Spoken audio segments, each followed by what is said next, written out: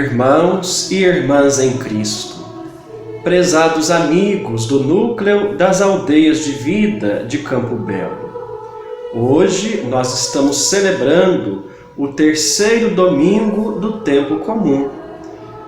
E neste dia, a Igreja nos apresenta para nossa reflexão um trecho do Evangelho segundo São Marcos, capítulo 1, versículos 14 a 20.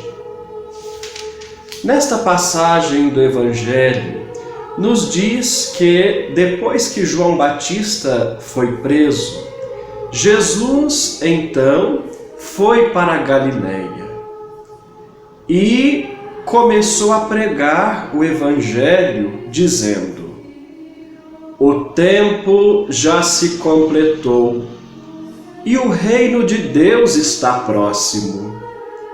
Convertei-vos e crede no Evangelho. O que o Senhor quer nos dizer com estas palavras?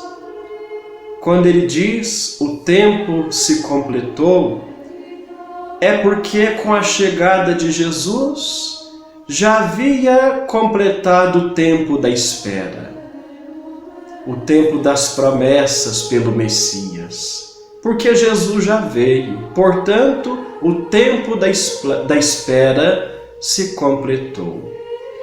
Jesus vem e Ele começa a construir o reino de Deus. Por isso Ele diz: o reino de Deus está próximo. Quando Jesus diz que o reino de Deus está próximo, é porque o reino de Deus está próximo de nós. Jesus já veio, já construiu o reino de Deus com as atitudes dele, com a vida dele. Um dos temas dos quais Jesus mais pregava era o reino de Deus. Em muitas passagens do Evangelho, nós temos várias parábolas sobre o reino de Deus, parábolas contadas por Jesus. Através destas parábolas, Jesus ensinava o que é o reino de Deus. É interessante notarmos que Jesus nunca deu uma definição fechada sobre o reino de Deus, mas Ele falava sobre o reino através de parábolas e principalmente através das atitudes dele. O reino de Deus é a vontade de Deus acontecendo neste mundo, onde a vida está sendo construída conforme a vontade de Deus. Aí o reino de Deus está acontecendo. Por isso, certa ocasião, os mestres da lei perguntaram a Jesus: quando virá o reino de Deus? E Jesus respondeu para eles: o reino de Deus está entre vós. Por que Jesus respondeu: o reino de Deus está entre vós? Porque Jesus estava ali, no meio das pessoas, fazendo a vontade de Deus. Portanto, onde está o reino de Deus do qual Jesus tanto falou? O reino de Deus está onde quer que estejam quaisquer pessoas fazendo a vontade de Deus. Onde quer que tenha alguém vivendo o amor, a justiça, o serviço às pessoas, aí está o reino de Deus acontecendo. Nas mãos que se estendem para servir, aí está o reino de Deus acontecendo. Nas atitudes de quem busca fazer o bem para as pessoas, aí está o reino de Deus acontecendo. Por isso, Jesus disse que o reino de Deus está entre nós.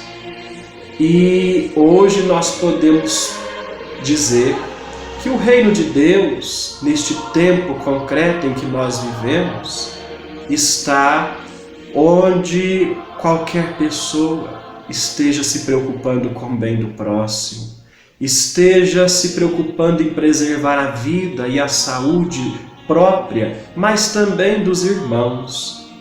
o reino de Deus se expressa nas atitudes concretas de amor às pessoas, de amor ao próximo e de cuidado com o bem e com a vida do irmão.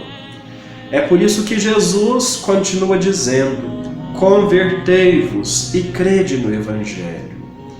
Quando Jesus começa a construir o reino de Deus neste mundo, com as atitudes dele, ele também nos convida a sermos construtores do reino de Deus.